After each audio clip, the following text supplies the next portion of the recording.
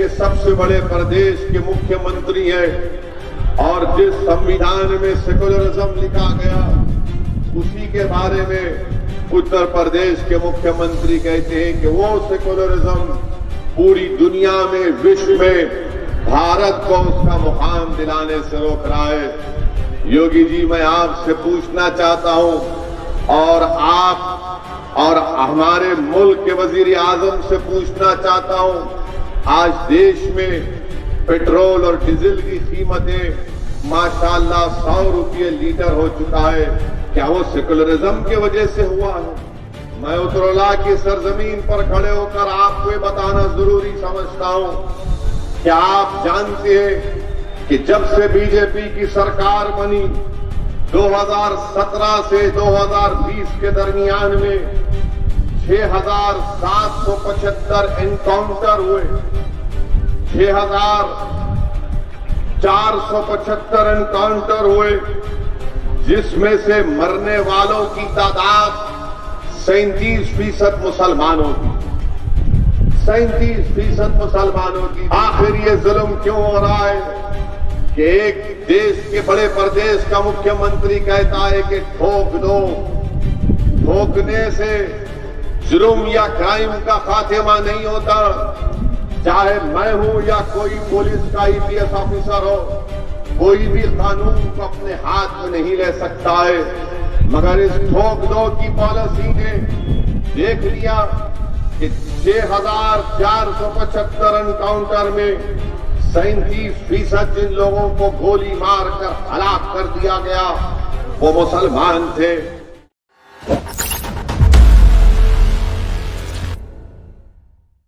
मेरे अजीज दोस्तों और बुजुर्गों, आप जानते हैं कि उत्तर प्रदेश में बीजेपी की सरकार बनी। पिछले 4 साल से बीजेपी की सरकार है और उत्तर प्रदेश रियासत के चीफ मिनिस्टर मुख्यमंत्री जनाब योगी आदित्यनाथ है। इन्होंने कोई कसर बाकी नहीं रखी कि भारत के संविधान की धज्जियां उड़ाई जाए। इन्होंने कोई कसर बाकी नहीं रखी कि सिर्फ एक ही मजहब की, एक ही तबके की, एक ही जात बरादरी की बात करें। इनका हालिया बयान आपने सुना होगा कि उत्तर प्रदेश के मुख्यमंत्री ने यह कह दिया कि भारत को विश्व में उसका मुकाम इसलिए नहीं मिल रहा है क्योंकि हम सेकुलरिज्म को मानते हैं।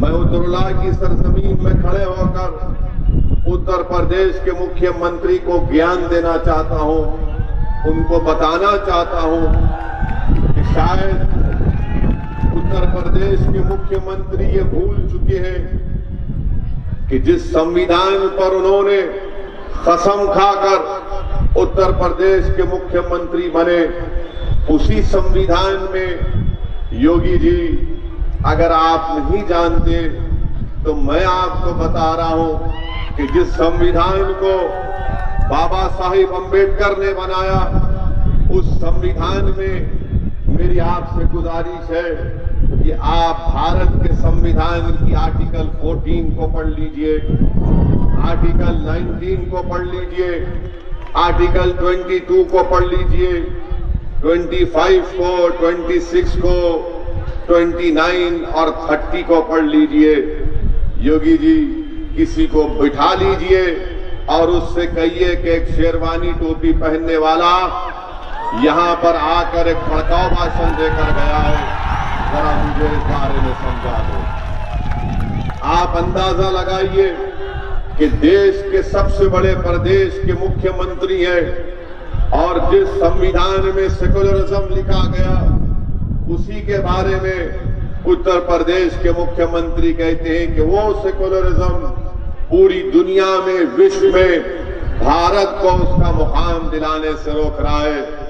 योगी जी, मैं आपसे पूछना चाहता हूं और आप और हमारे मुल्क के वजीर आजम से पूछना चाहता हूं, आज देश में पेट्रोल और डीजल की कीमतें माशाअल्लाह 100 रुपये लीटर हो चुका है।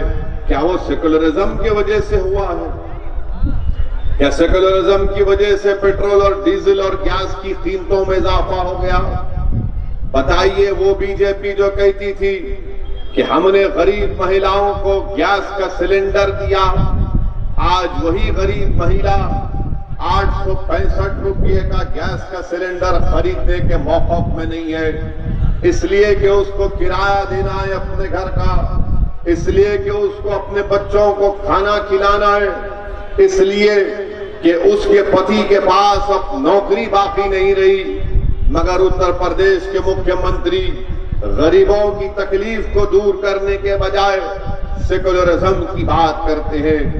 मैं उत्तरोला की सरजमीन पर खड़े होकर आपको ये बताना जरूरी समझता हूं कि आप जानते हैं कि जब से बीजेपी की सरकार बनी 2017 से 2020 के दरमियान में 6,775 एनकाउंटर हुए, 6,475 एनकाउंटर हुए, जिसमें से मरने वालों की तादाद 37% मुसलमानों की, 37% मुसलमानों की थी। और उत्तर प्रदेश में मुसलमानों की आबादी पॉपुलेशन का परसेंटेज 18 या 19% के दरमियान में है। आखिर ये जुल्म क्यों, आखिर ये जुल्म क्यों हो रहा है कि एक देश के बड़े प्रदेश का मुख्यमंत्री कहता है कि ठोक दो, ठोकने से जुर्म या क्राइम का खात्मा नहीं होता, चाहे मैं हूं या कोई पुलिस का IPS ऑफिसर हो, कोई भी कानून को अपने हाथ में नहीं ले सकता है। मगर इस ठोक दो की पॉलिसी ने देख लिया कि 6,475 एनकाउंटर में 37% जिन लोगों को गोली मारकर हलाक कर दिया गया वो मुसलमान थे। बताइए मेरे अजीज दोस्तों और बुजुर्गों, क्या ये हुकूमत संविधान के तहत काम कर रही है? क्या उत्तर प्रदेश में रूल ऑफ लॉ है या रूल बाय गन है? इसका फैसला यकीनन उत्तर प्रदेश की जनता करेगी। मेरे अजीज दोस्तों और बुजुर्गों, आज बड़ी बड़ी बातें की जाती हैं, मगर मैं आपको याद दिलाना चाहता हूं कि उत्तर प्रदेश में बल्कि पूरे मुल्क में CAA NPR NRC के खिलाफ एहतजाज हुआ। हम सब ने मिलकर एहतजाज किया इसलिए कि वो कानून भारत के संविधान के खिलाफ था। वो कानून राइट टू इक्वालिटी, मसावात और बराबरी के खिलाफ था। पार्लियामेंट में जब इस पर बहस हो रही थी तो मैंने बीजेपी के 300 सांसद के सामने खड़े होकर भारत के संविधान की दलाइल को देकर यह बताया कि मजहब के नाम पर सिटीजनशिप का कानून नहीं बन सकता, मजहब के नाम पर आप मुसलमानों से सिटीजनशिप नहीं छीन सकते।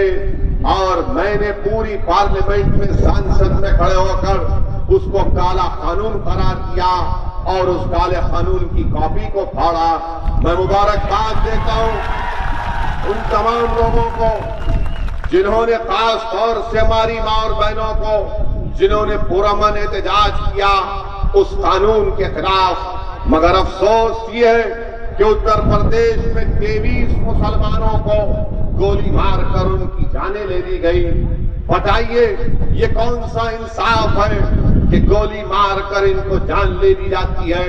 और ये मैं नहीं कह रहा हूं, सुप्रीम कोर्ट के रिटायर्ड जस्टिस की रिपोर्ट है, रिटायर्ड जज की रिपोर्ट है, जिन्होंने कहा कि उन बच्चों की जान लेने के लिए गोली मारकर उनको खत्म कर दिया गया। वो 23 मरने वाले कहां के थे? अलीगढ़ के थे, मुजफ्फरनगर, आपके माओ बैरेज और बुलंदशहर से इनका ताल्लुक था। मेरे अजीज दोस्तों और बुजुर्गों, ये इस तरह से अगर संविधान की धज्जियां उड़ाई जाती रहेंगी तो बताइए फिर हमारे मुल्क में जमहूरियत का क्या होगा? उत्तर प्रदेश में फ्रीडम ऑफ एक्सप्रेशन का क्या होगा? आज मरने वालों के घरों में कोई जाकर उनसे पूछता नहीं है। वो 23 लोग जो मर गए, आज दुनिया उनके घर की तरफ रुख नहीं करती। कोई उस मरने वाले माँ की बेटे से जाकर नहीं पूछता कि माँ तू सुकून में है या नहीं। मरने वाले बेटे के बाप के पास कोई जाकर उससे पूछता नहीं है कि चचा आपकी जिंदगी कैसे गुजर रही है। अल्लाह ही बेहतर जानता है कि जिन लोगों की जानें चली गई आज उनके घर में कितना गम होगा, कितनी तकलीफ और कर्ब में अपनी जिंदगी गुजार रहे हैं। मगर मैं आपको ये बात बताने आया हूं कि याद रखो मेरे अजीज दोस्तों और बुजुर्गों, इस मुल्क और इस मुल्क के संविधान को बचाने के लिए हमको अपनी जान के नजराने भी देना पड़े तो हम देते रहेंगे। अगर हमको अपनी जान कुर्बान करना पड़ा तो यकीनन इंशाअल्लाह ताला अगर मैं आप एक खून का खतरा बहाएंगे, मैं आपसे वादा कर रहा हूं कि मैं हमेशा अल्लाह से दुआ करता हूं कि अल्लाह तू मुझे जब तक इस दुनिया में जिंदा रखेगा मुझे ऐसी जिंदगी दे कि दमे वापसी तक मैं तेरे सामने सजदा करूं, इख्तिदार की कुर्सियों पर बैठने वालों के सामने अपने सर को ना झुकाऊं। अगर आपको हमारे वीडियोस पसंद आए तो प्लीज लाइक करें, सब्सक्राइब करें और शेयर करें।